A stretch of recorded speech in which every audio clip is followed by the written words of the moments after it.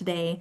And so if you do not operate Provision 2 or the community eligibility provision, you aren't planning on starting to operate it this next school year, then this training does not apply to you. You don't have to stay for this training. However, if you are currently operating the community eligibility provision or Provision 2, or if you plan on starting to operate either of those programs this upcoming school year, then you will want to attend this training, as it will have some important information for you to know as you are filling out your school nutrition application in PrimeroEdge. So we're going to dive right into it. Again, I've put up the key area and professional standards learning code on this screen, so you can use it for your professional standards. And we'll go ahead and dive right into it. So our agenda for today, we are going to review the available resources to complete the CEP and Provision 2 sections of the school nutrition application in PrimeroEdge. And we're going to conduct a comprehensive walkthrough of the CEP and Provision 2 sections of PrimeroEdge. So again, you'll know what resources are available to you as you are working on this. We're going to be continuing to update them. They're not the work in progress, because again, we're learning the system as well, but you can use them, and if there is anything that needs to be added, we will get those added in the future so that you can use it again as you are working on those applications.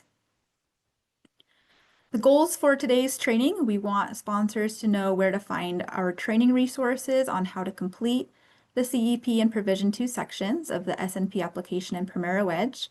And then by the end of this training session, we want you to have started the process to work on those 2 sections.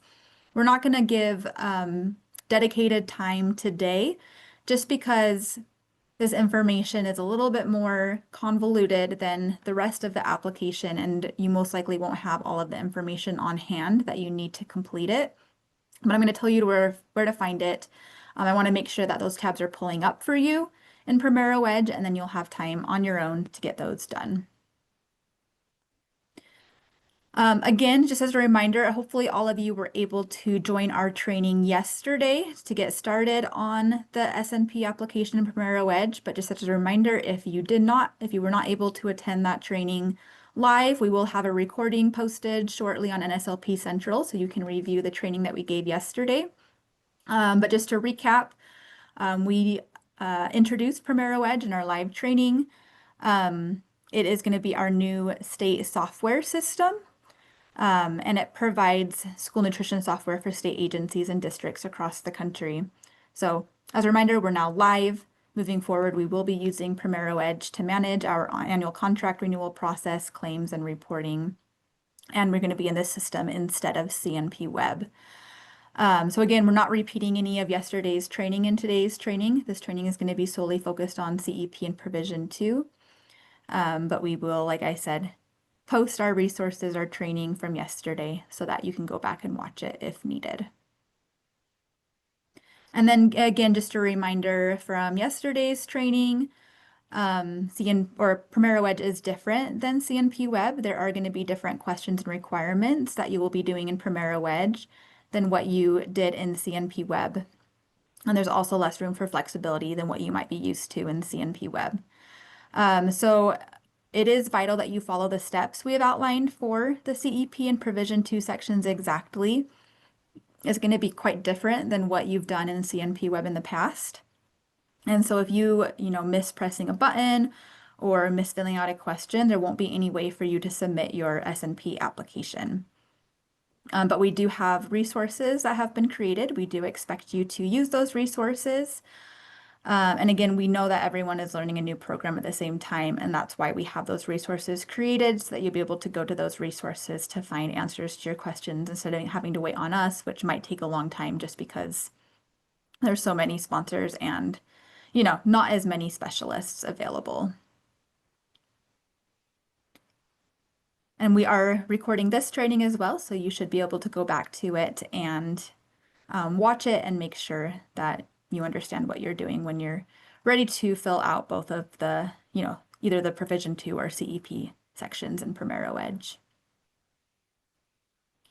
Just a reminder of our timeline. So again, yesterday was kind of the first time that you really got access to PrimeroEdge, that you're able to get into your school nutrition program applications. And then you have until September 5th to, establish access, fill out the application, gather all the necessary documentation, turn it in, sign all the agreements, make any necessary correction, and get your application in final approval.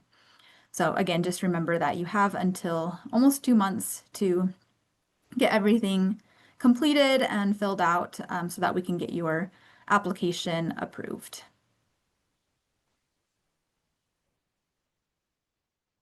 Okay, so we have resources that we have posted on NSLP Central for you.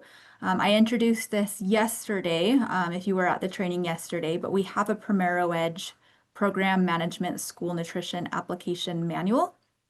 It includes step-by-step instructions, as well as videos from PrimeroEdge. And again, if you don't have access to PrimeroEdge yet, we do have a PrimeroEdge user access request form that you'll need to fill out in order to get access to the system. But again, I'm going to show you where this is at, just in case you did miss the training yesterday. So in NSLP Central, you go under Annual Contract Renewal.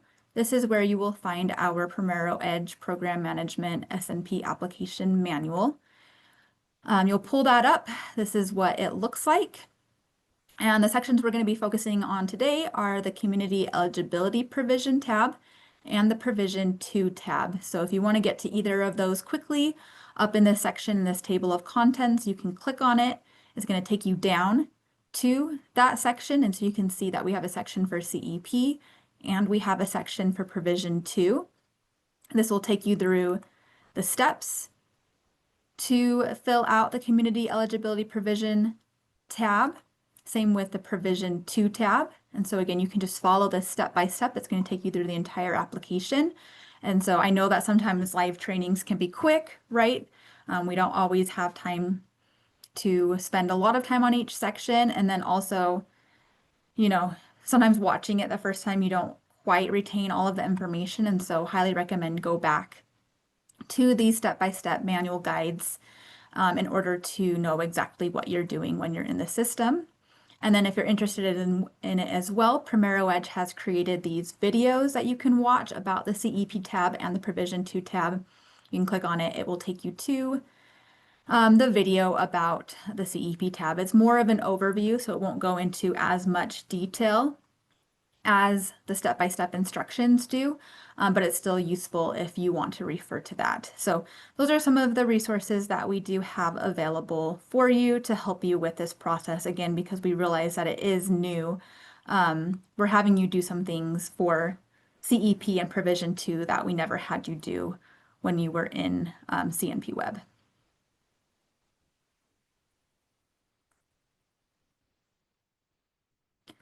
Okay, I want to talk about what to expect. So we are going to walk through the CEP and Provision 2 sections together. You can have your application open and follow along as we proceed through each section. I'm not, again, going to give you dedicated time to work on these. We only have an hour today for this training, and also there's going to be some things that you'll need to gather from other areas that you don't have on hand right now. And so I'm just wanting you to kind of follow along, but we're not going to have time to work on it. But again, if you have questions, you are still welcome to ask those questions. You'll put them in that Q&A chat that you used yesterday. It's down at the bottom of your screen. You should find either it should be posted on the bottom as Q&A, or you can click on that three-dot icon to take you to the Q&A chat. So please post any questions that you have in there, and we will work on getting those answered for you throughout the training today.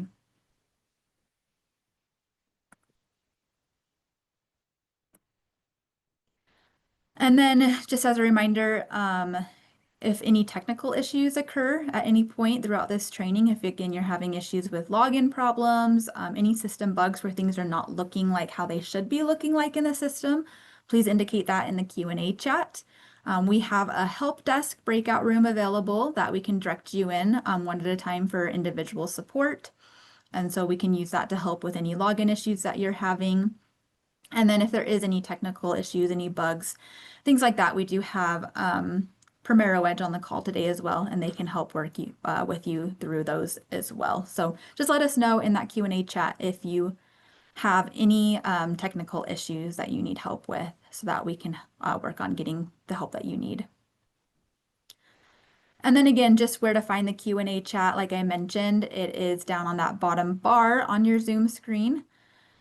We've disabled the chat function, so please use that Q&A function. If you can't find it here, again, it's under that three-dot icon. You can click on that to get to the Q&A section, and then you can type your questions into the Q&A as shown here. Okay, so again, we're just going to give you a couple of minutes to log into PrimeroEdge and get ready for this. And so I'll start the timer for logging into PrimeroEdge, and then again, you can just have it up, follow along as we go through this training, and then you can start working on it on your own after the training is over. So I'm going to go ahead and start that timer. You have 3 minutes. If you have any issues with logging in, getting it up, any bugs or anything like that, please again post it in the Q&A chat, and we will work on helping you with that.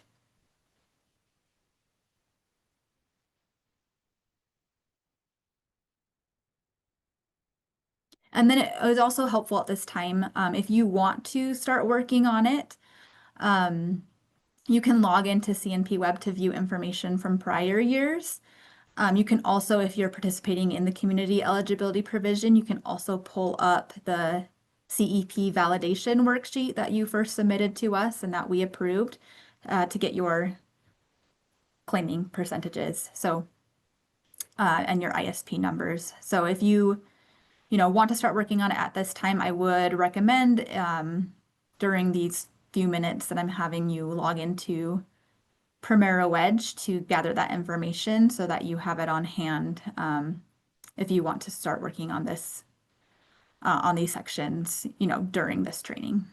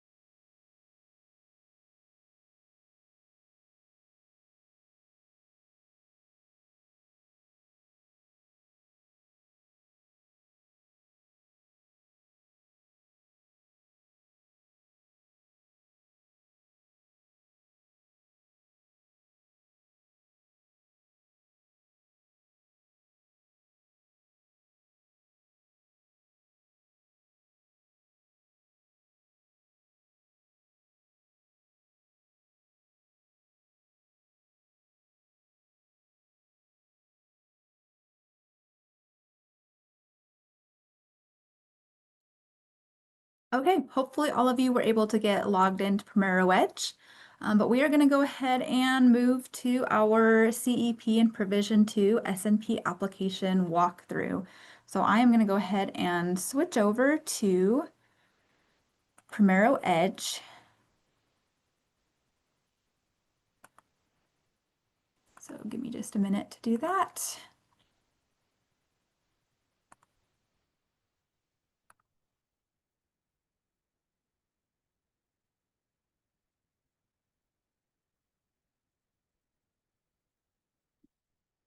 Okay.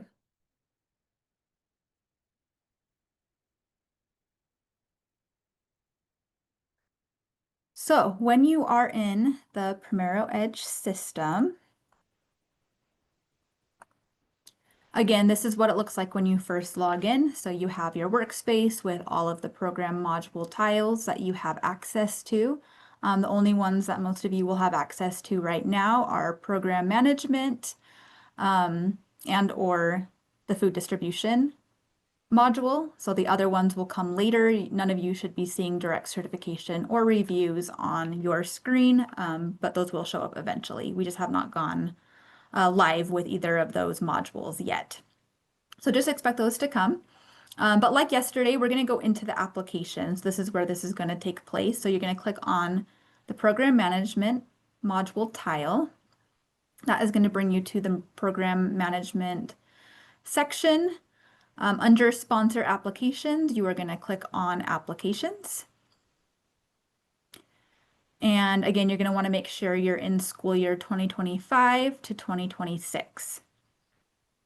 You'll click on school nutrition, and that is going to take you to your application that you started filling out yesterday. Okay, so you can see here that there are no tabs for Provision 2 or CEP in this application yet. So I'm going to show you how they show up. So if you go to the application sponsor tab, you'll click on that, and then you're going to scroll down, and it's under qualifying details. So you're going to want to go to qualifying details, and there's going to be two questions. So will any sites be electing to participate in the community eligibility provision, CEP, and will any sites be electing to participate in provision 2? So we're going to start off talking about provision 2 first. So for those of you that operate CEP, hang tight. We will be getting to your section in a minute, but for those of you that are operating provision 2, I will be talking about that first. And so you're going to want to go ahead and mark yes, that you do participate in provision 2. And there will be a box that pops up on your screen saying that an additional provision 2 tab will be added to the application after saving. So you'll click OK, and then you'll go ahead and you'll save your application. So you want to make sure to save it. And once you save the application, it'll say that it's been saved successfully. And then you'll see that a new P2 tab has been added to your application. So you can see it right here. You're going to go ahead and click on that P2 tab, and that is going to take you to the provision 2 configuration section. Okay. So the very first thing we're going to want to do is take a look at what's available on this screen. So this tab is going to allow you to configure provision 2 if you participate in provision 2. And the table on this page allows you to either configure provision 2 sites for existing sites, cycles that you already have, or for pending provision 2 cycles that you will be starting. Okay, so an existing provision 2 cycle means that if you have participated in provision 2 in past years, the sites will appear under this section with all the information configured at the end of the prior academic year. Because this is the first time that we're in this system, this is the first time we've ever entered information into PrimeroEdge, none of you are going to have any existing provision 2 cycles displayed in this section, even though some of you have participated in provision 2 in the past. So everyone this year is going to be adding a new cycle, regardless of whether or not you are new to provision 2 or whether you have participated in provision 2 in the past. So I'll show you how to do that in just a second. But just know that pending provision 2 cycle usually means that if a sponsor has not participated in provision 2 in the prior year, or in your case, if the information is not currently in PrimeroEdge, then you're going to need to add a cycle before any information will appear in this section. So I'm going to show you what to do for this year. We're going to revisit it next year once everyone has existing provision 2 cycles available to show. But for this year, we're going to have to add cycles for all of you, and it's going to show up under this pending provision 2 cycles section. So hopefully that makes sense. I know it's a little bit confusing, especially since it's a new program, but that's how it's going to work this year. Stephanie, would you mind zooming in a little bit? Thank you. Yes, absolutely. Okay, is that better? Yes, perfect. Perfect. Okay. All right, so to add a provision to cycle, you're going to click this Add Cycle button at the top right of the page. So we're going to go ahead and click that button. And then any sponsors who participate in Provision 2 are going to need to add a cycle for school year 25-26 as there is no past information saved in PrimeroEdge. So all of you will be doing this step. So this brings you to the Provision 2 configuration site selection page. You are going to click on the drop-down menu next to the configuration level to choose how to configure your sites. So there are two options. You can choose to configure by site or district-wide. So if you choose to configure by site, only an individual site or sites in the district will participate in Provision 2. So you are going to select site if your district only has one site and that site is participating in Provision 2, you'll select site. Or if you are a district and only some of your sites will be participating in Provision 2, you will select site. District-wide means that all sites in the district will participate in Provision 2, and the claiming percentages for all the sites will be combined together into one set of claiming percentages. So if you want all of the sites in your district to participate in Provision 2 and you want them to share the same claiming percentages, you will click on district-wide. Okay, so that's how it's going to work. I believe that most of you are going to be site level only for configuration. There may be one of you who is district-wide, and so we're going to start with showing what site level looks like. So we'll click on site. That's going to bring up some other questions right here. The next thing we're going to want to select is our base year. And so if you are new to Provision 2, or if you're operating a new Provision 2 base year, then the base year is going to be the current school year that you're filling the application for. So if you are going to be starting Provision 2 for the first time this school year, you're going to select the current school year, which is 2025 to 2026. Okay. So we're going to do an example for this one first, and then we'll go back to show you what it looks like if you have operated Provision 2 in the past. But assuming that you are a new Provision 2 site, again, you'll select that year, the current school year from the base year drop-down menu. And then it's going to ask this question right here, is delayed implementation needed? So this question only populates if you selected the current school year as the base year. Most of you will normally mark no for this, as schools do need to implement Provision 2 at the beginning of the school year. However, the state agency may allow a school to delay implementing Provision 2 for a period not to exceed the first claiming period of the base year. And the reason why is because delayed implementation permits Provision 2 schools to charge participating students for reduced and paid meals in the first claiming period of the base year.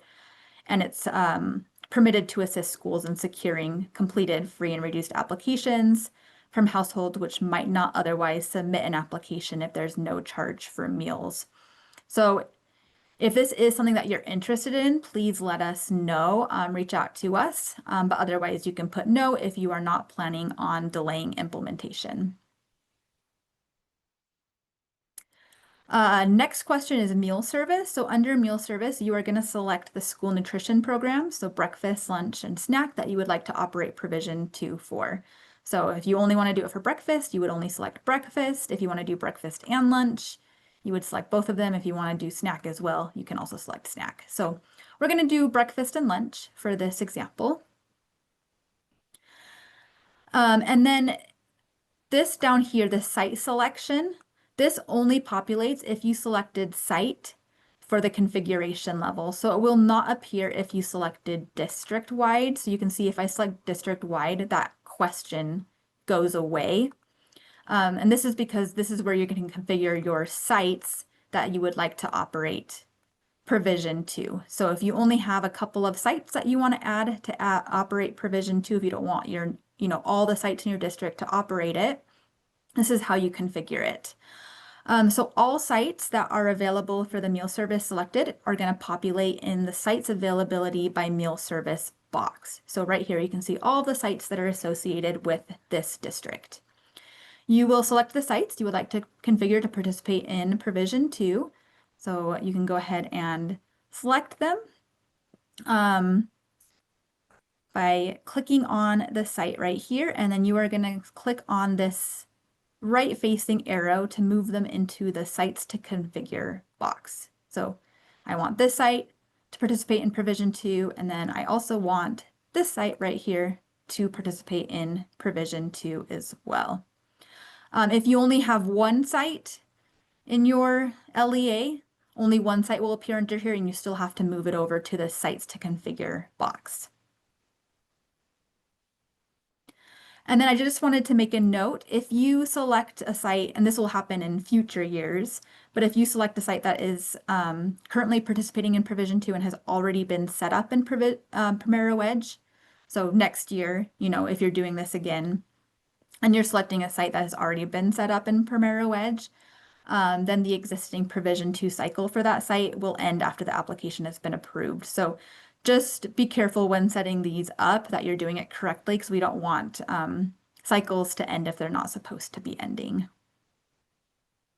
Okay, so once you have selected the sites, you've added them over to the Sites to Configure box, you are going to go ahead and click this Next button to proceed to the next section. It is going to bring you to this page. So if you selected the current school year as the base year, then there is going to be no need to configure claiming percentages. The claiming percentages are going to be established based on data from the reimbursement claims that are submitted during the academic year. So because this is the base year, you're going to be collecting applications from families. You're going to be, submitting reimbursement claims, and then using those reimbursement claims is how we will be establishing claiming percentages for the next school year. So if it's base year, it's pretty easy. It's just going to bring you here. You don't have to configure anything because it's your base year. You can just click on Next to move to the next section. This tab right here, this page that we're on is going to be a review, where you can review your Provision 2 configuration. So it'll show you the sites that were included, which meal services are going to be participating in Provision 2, and the base year. So if everything looks good, then you can go ahead and click on this Finish button at the bottom to finish that cycle. Before I do that, actually I am going to do that. So I'll go ahead and click on Finish. And so you can see that the Provision 2 cycle that you added is going to appear in the Pending Provision 2 Cycles table under the Provision 2 tab. So you can see that it has now showed up under here. If you need to edit the cycle for any reason, you can click on this pencil icon right here to edit it. So if you want to take off the site, you can take off the site, edit it that way. And then you can see that now there's only one site under there when I've edited it. You can also click on this trash can icon on the very far right side to delete the cycle if you added it in error. And so you can go ahead and click on that trash can if you would like to delete it.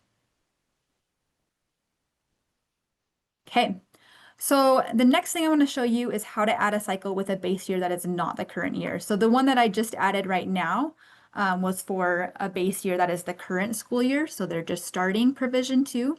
But many of you have been operating Provision 2, in past years, and so that example did not apply to you. So we're going to show you how to do that, and then just note that this is the only year that you're going to have to do this in PrimeroEdge, since the data is not currently in the system. For subsequent years, the Provision 2 data will roll over from year to year. So after you, put it in this year, for the next school year, when you do your application in school year 2026 to 2027, it's going to roll over and it's going to show under this existing Provision 2 cycle table. So to add a Provision 2 cycle that is not in its base year, you're going to go ahead and again click on Add Cycle. Again, you'll click the configuration level, so whether you want to do it site or district-wide. And then from the base year drop-down menu, you're going to select your base year. So we are going to go ahead and select an earlier year. So this example shows that the base year is earlier than the current year. The base year was 2022 to 2023. Then you're going to select the school nutrition programs that you would like to participate in Provision 2. And then you will select the sites that you would like to configure in this box right here. And so say this school, started provision 2 back in 2022. So I'm going to go ahead and add that school to the sites to configure box.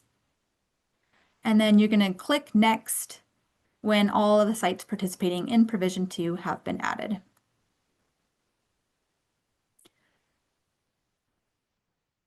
So if the base year is not the current school year, then the system is going to ask you how your claiming percentages will be configured. So you're going to have two options from the drop-down menu. You're going to be able to select either monthly or annual. So we have outlined the definitions for these in the manual that I showed you, but I will go over it right now. So monthly claiming percentages are based on the number of reimbursable meals by type that are served in the Provision 2 school for each month during the base year. So that means that each month of the base year may have a different percentage of meals claimed in each category. So there will be different claiming percentages for breakfast and lunch, depending on the number of free, reduced, paid meals that were served in the base year. So if you want to do monthly, you can configure it monthly, or if you'd rather do it annually, annual claiming percentages are based on the total number of all of the reimbursable meals by type for Provision 2 schools served over the entire base year. So every single month we'll use the same average claiming percentages, and there's not going to be variation from month to month. So if you select monthly, there is going to be variation. One month may have higher claiming percentages than another, whereas annual, there's not going to be any variation. It's just based on the entire, the total number of reimbursable meals that you served over the entire base year. So that's kind of the difference between the two of them. This one will fluctuate from month to month.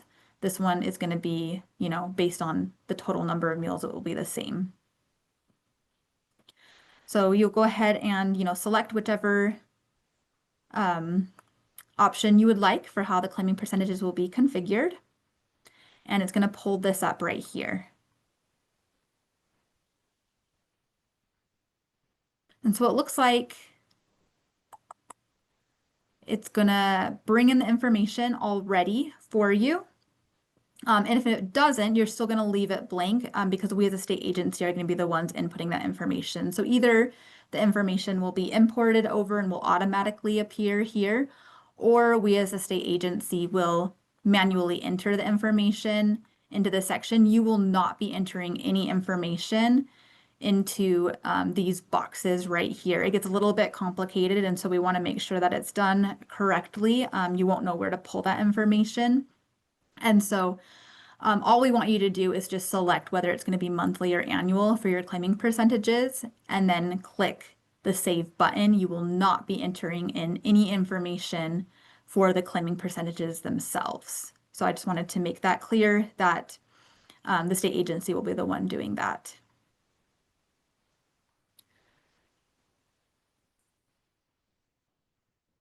And then you'll see that it's also different for breakfast and for lunch. And again, like I said, you don't need to worry about this because the state agency will be the ones putting it in. So really the only question you have to answer on this section is whether it's monthly or annual for claiming percentages, and then you'll click Save.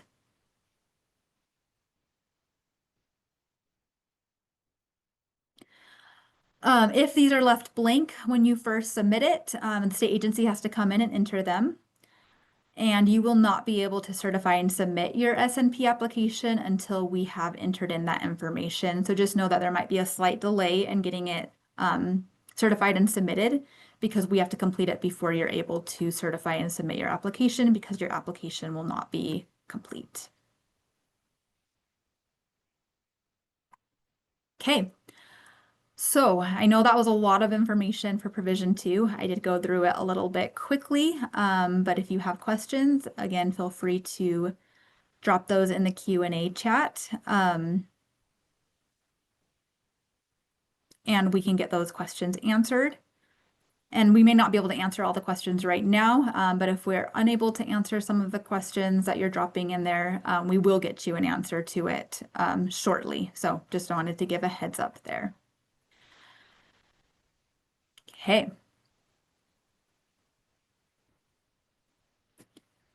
All right, so that was Provision 2. We are going to move over to CEP next, and so this will be for any sponsors who participate in the community eligibility provision.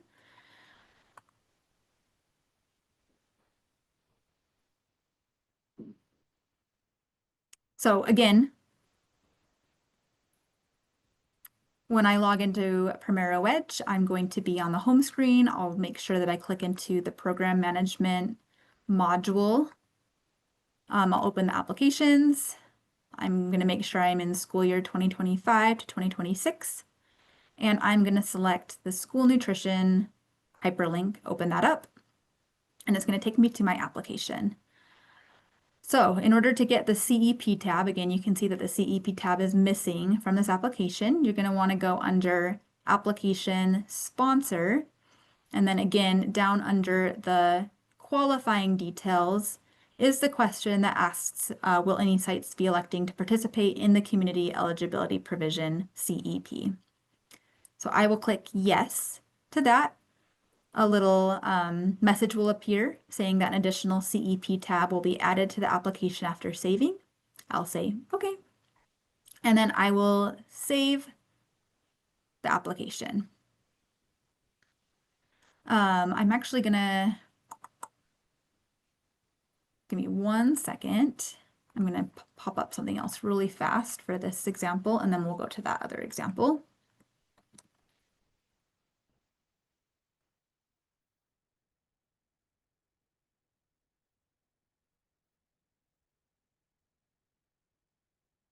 Okay.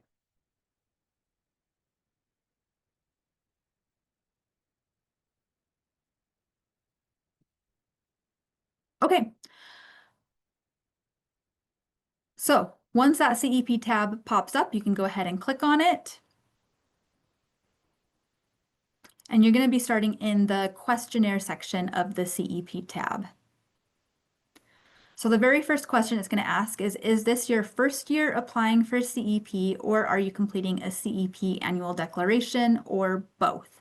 So you can select one of 3 options from the menu.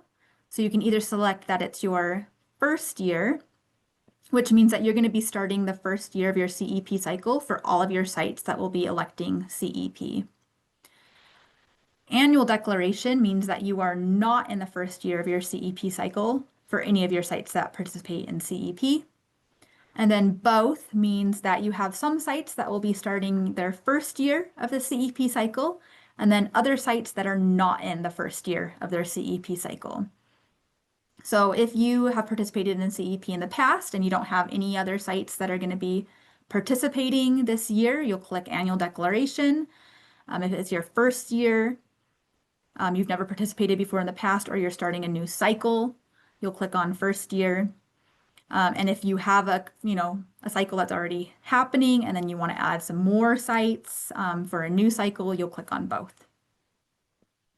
So we're going to start with first year. I'm going to walk you through first year first. So if you select first year, it means that your CEP sites are going to be in the first year of their 4-year CEP cycle. The next question it asks is what date will you be using for your identified student analysis? If it's your first year, the date is going to be April 1st, 2025, because that is when you were required to pull that information for CEP. So when you submit it, we do require you to submit it as of April 1st. We don't accept any information that was pulled after April 1st, so you will select April 1st, 2025. The date should automatically populate here to be that most current April 1st date, and you should not be changing it. And then for first year, you're going to select the meals that will be served at CEP sites, and so you can select whichever meals you are planning on serving. Just know that community eligibility provision sites must offer breakfast and lunch. And all public schools participating in the National School Lunch Program are also required to participate in breakfast per Utah State Code. Snack is optional. If you check the snack button, it means that the snack is going to be offering, or the site will be offering the after-school snack program.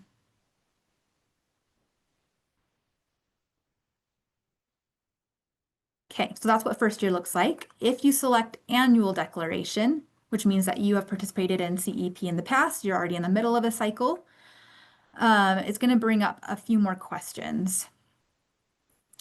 So you're going to be wanting to change the date under annual declaration. So what date will you be using for your identified student analysis? You're going to want to change it to April 1st of the year that you first started your cycle. So if you started your cycle for school year 2023 to 2024, you're going to want to go back to April 2023, April 1st, 2023. So just make sure to change that to the correct date. Otherwise, your cycle dates are going to be incorrect. And then for annual declaration, if you chose that, it's going to populate this question right here. So what is your intended plan for school year 2025 to 2026? You can either click Continue CEP. So CEP will continue how it was set up in previous years. Or you can click Modify CEP, which means that changes are being made to CEP, such as ending or beginning a cycle, adding or removing a site, or making changes to your groupings. So if you selected Modify CEP, then there's going to be some other questions that populate. The first question that populates is what changes are being made within your district? Any and all changes made to CEP must be selected here. So you can choose multiple changes if that is applicable. So you can indicate if you are ending a four-year cycle or beginning a new four-year cycle. If there's any grouping changes, if you're adding a site, if you're removing a site, and if there's any other change being made that's not listed, you'll click on Other, and then you can, make a comment in the box below what change is being made. And then it does also populate this. If a new four-year cycle is required, please explain the reasons why. And so if you are beginning a new four-year cycle, you could say, oh, it's because I had, boundary changes to my district, whatever needs to happen, whatever the reason why for having that new four-year cycle. And then you're also going to select the meals that will be served at CEP sites down here. Okay, and then I'm going to go over both. So if you select both, so if you currently have a CEP cycle that is in the middle of its cycle, and then you're also adding a new CEP cycle for some other sites, you can select both. Right here, you will select the date of when your earliest CEP cycle data was used. And so if you started, your earliest cycle for school year 2022 to 2023, you'll select April 1st, 2022. And then you'll select the meals that will be served at your CEP sites. Okay, so I'm going to show you how to set up the first year first, and then we'll go back to annual declaration. But if this is your first year, again, 4/1/2025 is the date that we're going to be using. We're going to do breakfast and lunch. So once that information is in here, you're going to click this next button, and that will take you to the Identified Student Analysis section of the CEP tab. So you will fill out the Identified Student Analysis table for each site that's participating in CEP. So all of your sites are going to appear in this table, and you're going to need to enter in the number of identified students and the number of enrolled students at each site that will be operating CEP. So let's go ahead and we can enter in some numbers. I'm going to keep it really simple, so I'm just entering in dummy data, but you're going to want to get these numbers from the CEP validation worksheet that you submitted to us and that we approved. And then just as a reminder, identified students are those that are certified for free school meals without the use of school meal applications and are not subject to verification, such as those directly certified through SNAP, TANF, FDPIR, or Medicaid free. And students can also be directly certified under foster, migrant, homeless, and runaway. Okay, so let's go ahead and we'll fill out this identified student analysis table for each site that is participating in CEP. So I'm going to just, again, add in some numbers here.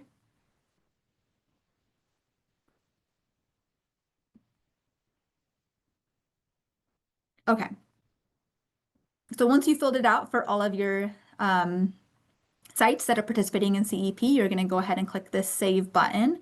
If I try to move forward without pressing Save, it's going to give me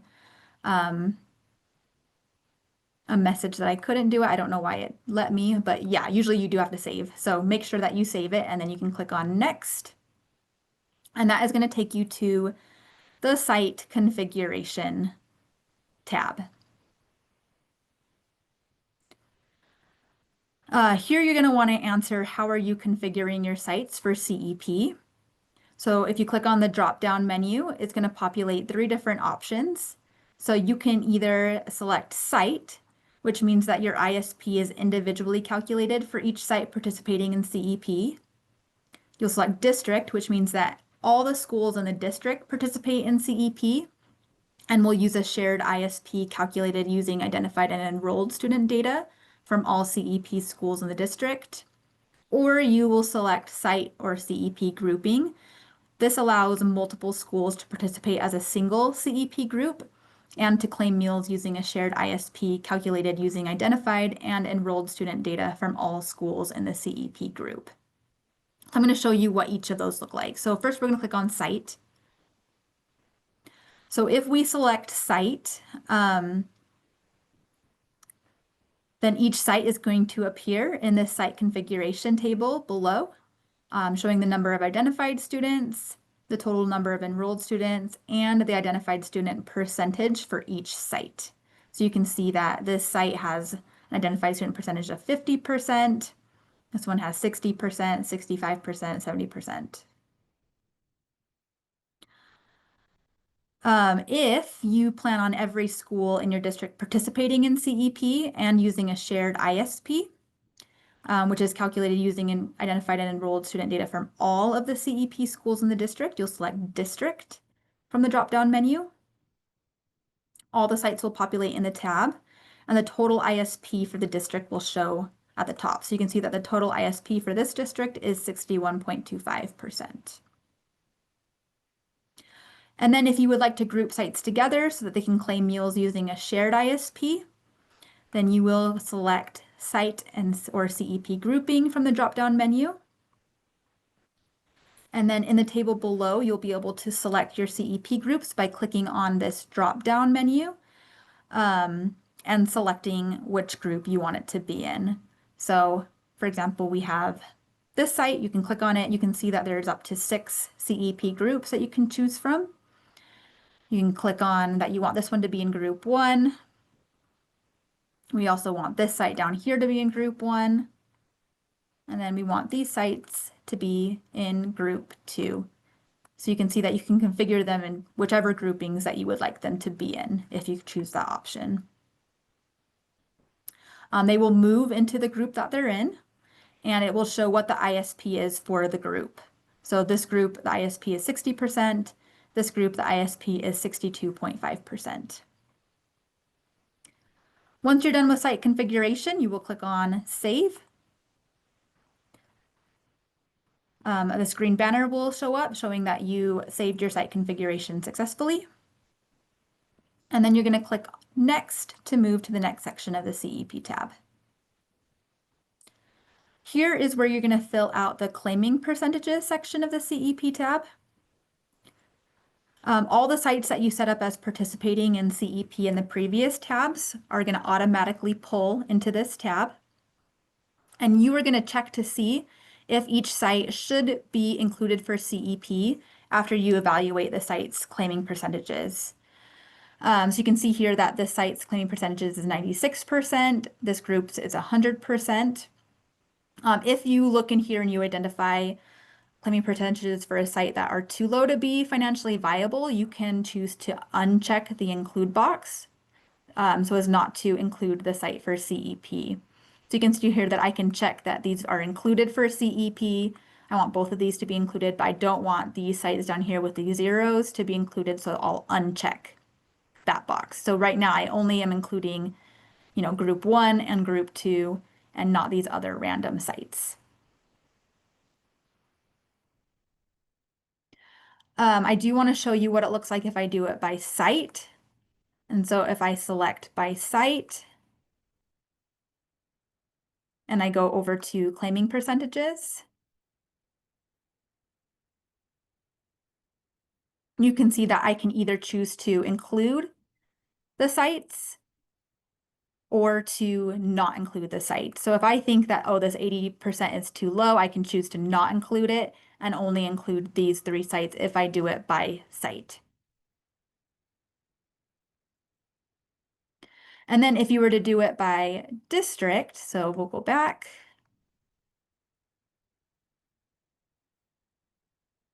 If I choose to configure by district,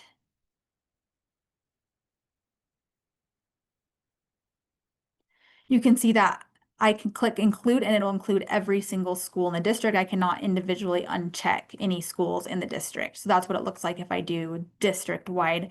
I have to check this include button at the top.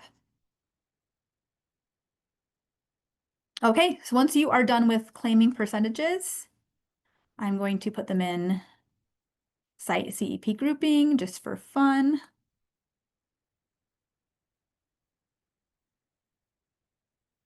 I'm going to click to include. On next. It's going to take you to this confirmation page once you have finished with your claiming percentages. And you can see at the top it will show you your program type, which is CEP, the configuration level that you selected, which we selected site or CEP grouping, and then the meal types that are participating in CEP. So we selected breakfast and lunch. So this is kind of where you can review that information. If you selected site or CEP grouping for your site configuration like we did, you can expand the CEP group by clicking on this right-facing arrow next to the group. If we click on that, we can see which schools or which sites were included in that group and their free claiming percentage, so 96%. If we had selected site, then it would show a list of each site, their ISP, and their free claiming percentage. And so again, it just kind of depends on what you selected as what will show in here. But if you chose group, you can expand it to see, what their free claiming percentages are. And then we do have this SFA sponsor comment box down here. You are required to add a comment before you're able to submit your CEP information. So if there's anything that you want to note, you can type it in the box. If there isn't anything that you want to note, you can just type not applicable. And then you will go ahead and click on finish when everything is complete. So this green banner is going to appear indicating that the special assistance program details were updated successfully. And you can see that the CEP tab is now in ready to submit status. So it needs to be in this status before you are able to certify and submit your SNP application. So that's what it looks like if you are doing a first year CEP declaration. So I want to show you, since a lot of you are doing previous, annual declarations, what that looks like. So I'm going to move over to this right here. Give me just 1 second to pull up CEP. Okay, so let's show you how to do an annual declaration. So if you click on annual declaration, we're not going to be going over how to modify CEP. We do have instructions for that in our manual, but we're going to just click on, we're going to be continuing CEP. We're not modifying anything. We're going to click on the date that we used for our identified student analysis. And so again, you'll choose April 1st of the year that you first started CEP. You'll select your meals, and then you will click next. This again is where you're going to enter in your identified students and your enrolled in students. So again, I'm just going to put in some dummy data just so that we have a few schools ready to go.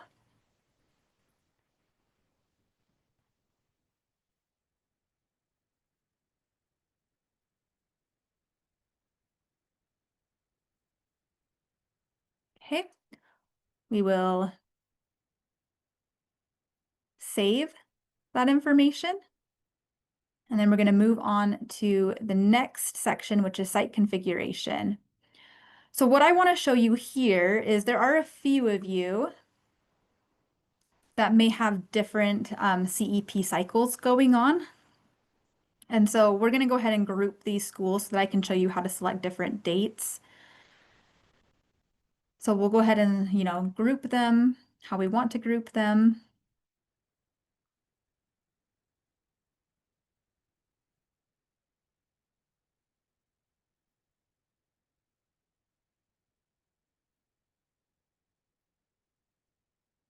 You can go down here. Everything looks good. We'll click on save, click next.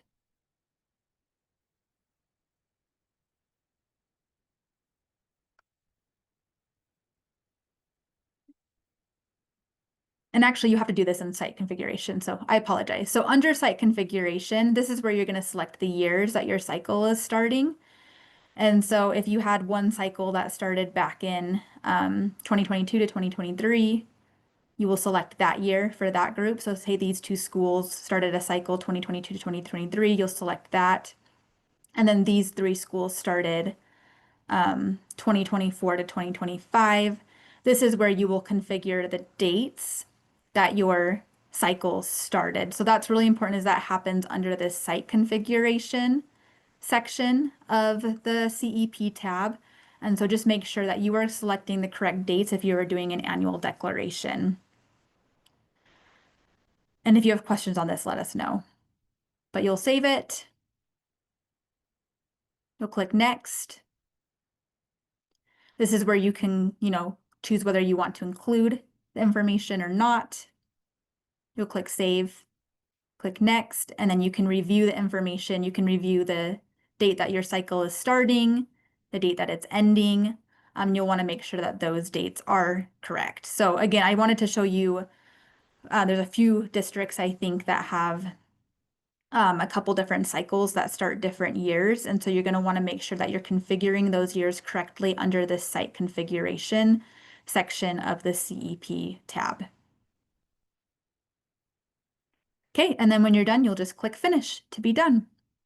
So that is how you fill out the Provision 2 and CEP sections of the SNP application. I know that was a lot of information. I know we're running a little bit short on time, but we will be staying a few minutes over to answer any questions that you have. Again, I know that we went through this information quickly, but we do have resources that are available to you in order to help you with this. The step-by-step guides are going to be really critical for this. And then just something else to keep in mind is that if you're operating Provision 2, you don't have to enter in anything for claiming percentages because the state agency will do it for you. But CEP, we are requiring you to enter your own information.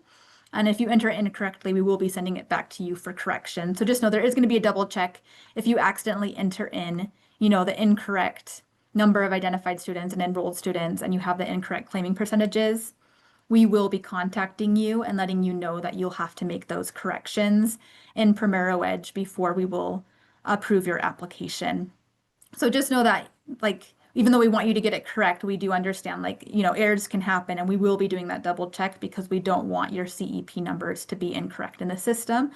But we are putting this more in the hands of you than what we did in CNP Web. So in CNP Web, you never entered this information. We entered it all for you, but we are expecting you to enter this information in PrimeroEdge, where we'll do the double check and then let you know if any changes need to happen. So that's kind of the main difference between the two systems, is that we're giving you more accountability in PrimeroEdge than what we gave you in CNP Web, which is both a good and a bad thing. But again, we will be doing that double check. We will make sure and verify that all the information is correct before we approve your application. All right, that is everything that I have for you today. And then just a reminder about some of the additional PrimeroEdge trainings that we have. Again, we're having a claims training the first week of August and a claims training the first week of September. So put those on your calendar and plan on attending those if you have any questions related to claims, we will be walking you through the process of how to submit your claims in PrimeroEdge since it is a new system. Okay. I know we're out of time, but if you want to stay on for any questions, you are welcome to do so, and we will get those answered for you.